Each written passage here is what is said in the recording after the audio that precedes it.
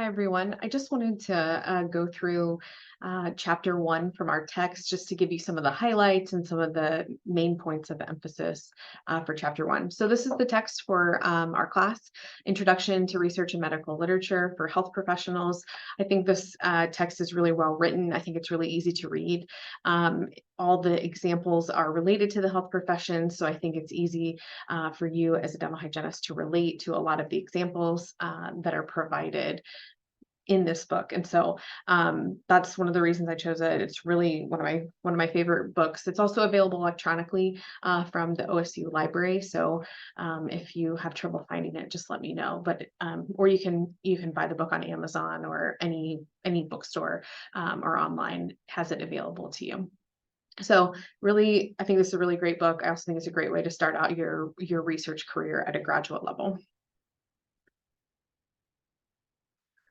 So the objectives of this chapter are to define research, to describe different types of research, to describe and discuss the importance of research in the health professions, and to begin to develop a scientific approach to study and practice. So, as part of this master's program, you'll do a thesis. And so that's original research work that you'll be doing. And so this first course will sort of help you explore your topic, explore different types of ways to study things. We'll really dig into the literature specifically related to your thesis topic. So this course fits nicely in with the thesis process. You probably already know sort of the benefits of research, an opportunity to explore, understand, and explain practice and sort of the things that we do. Healthcare professionals can enhance their clinical career through research and also improve patient outcomes. And so that's one of the main drivers of research is to improve our outcomes for our patients and helping our patients reach, optimal health. Another benefit of research is really, the better you understand research, the easier it is to read the literature and the research that comes out in your field and to be able to evaluate it more critically and decide if it's something that you would want to incorporate into your own practice as a dental hygienist. And so learning more and more about research, I'm sure you did some of this in your dental hygiene programs where you looked at literature and evaluated it, and you'll get better and better at this as part of the graduate program. So a lot of students, think of research as being, someone working in a lab or boring or that it really isn't applicable to the real world and not related to really what a healthcare professional does in clinical practice. You may be a little intimidated by the research process or doing, an original research project as part of your thesis. And so that's a normal feeling. And I think a normal way that students often feel as they begin the research process. Sometimes research is difficult to understand. So you're going to learn a lot of different terms, some different, kind of like when you started dental hygiene school, when you started learning all of those dental terms. Similar situation with research. You're going to be learning a lot about different research terms and things that maybe you don't understand when you look at the literature currently. Often, there's research findings that contradict each other. So one research study may say this treatment really improves, pocket depths, and another may say it doesn't. And so sometimes that's difficult, when you're reading the literature to understand, but we'll also teach you to be critical about research in this process and sort of examining those contradictory findings.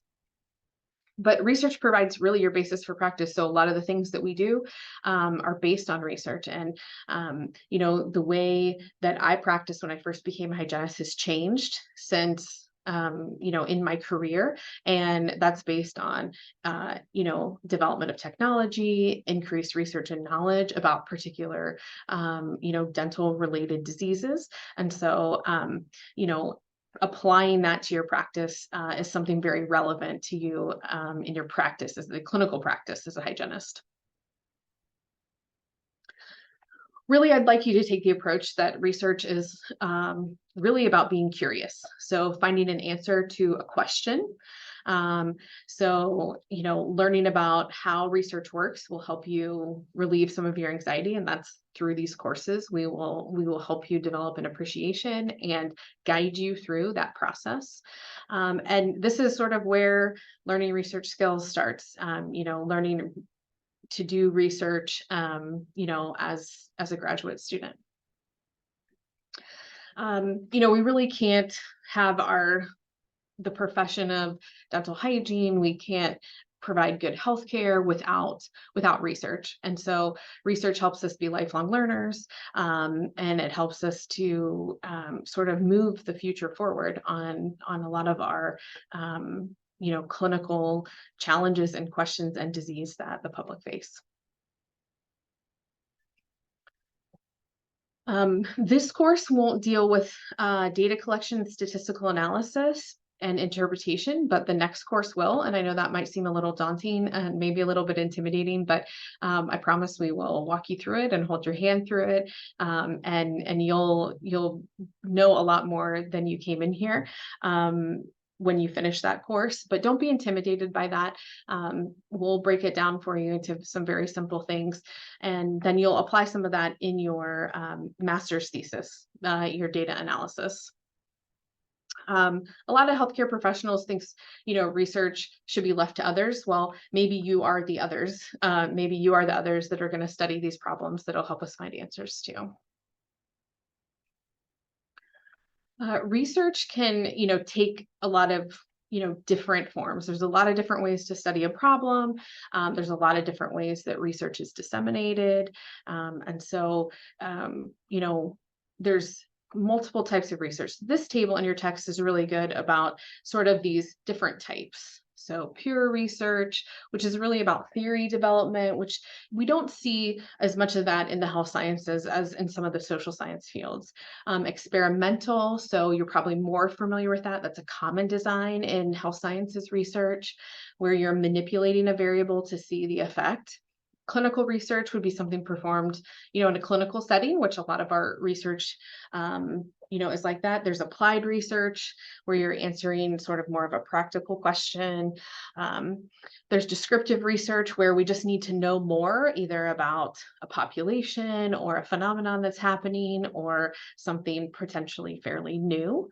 And then there's laboratory research, which is performed in a lab. And so our settings are a little more controlled there. But these are sort of the categories of types of research. And this table is a really useful table to sort of summarize all the different types of research for you.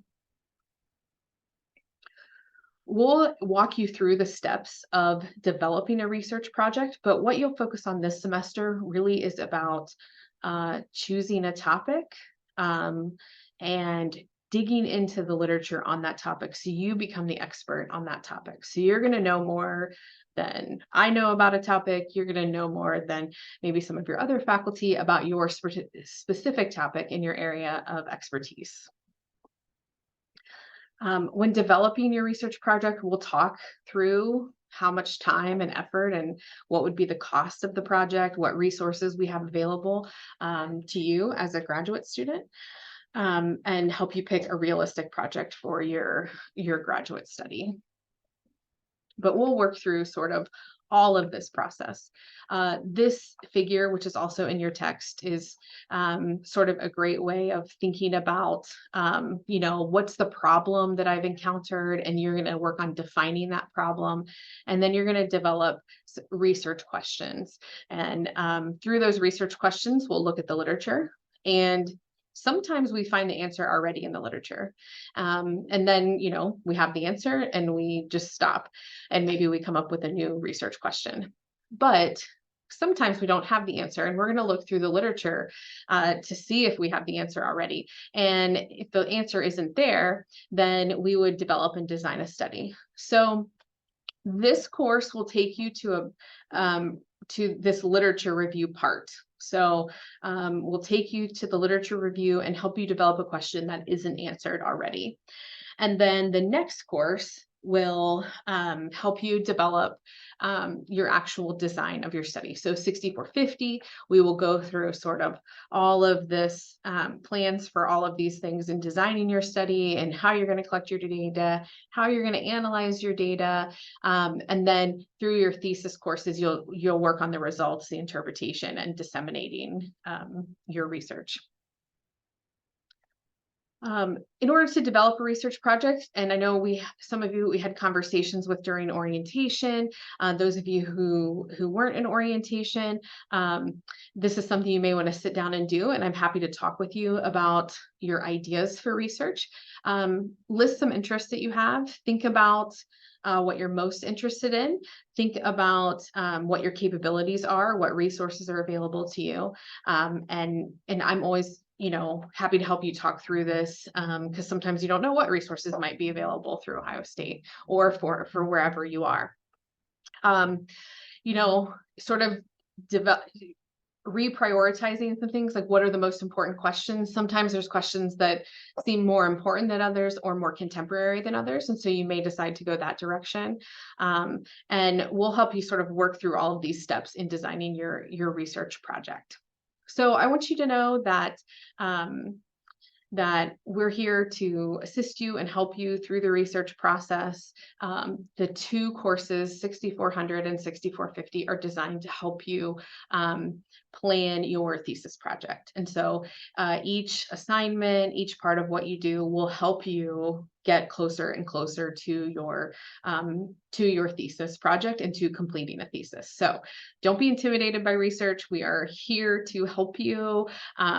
We're excited to help you. I love working with graduate students on their research projects, and I'm really excited to do that this semester with you. So we'll have some time to sort of talk again about your interests and narrowing down your questions, but start to think about some, if you were start to do some searching of a research area of interest, what would that area be? And so start to keep that in mind. I look forward to working with you this semester and also meeting you in our synchronous classes.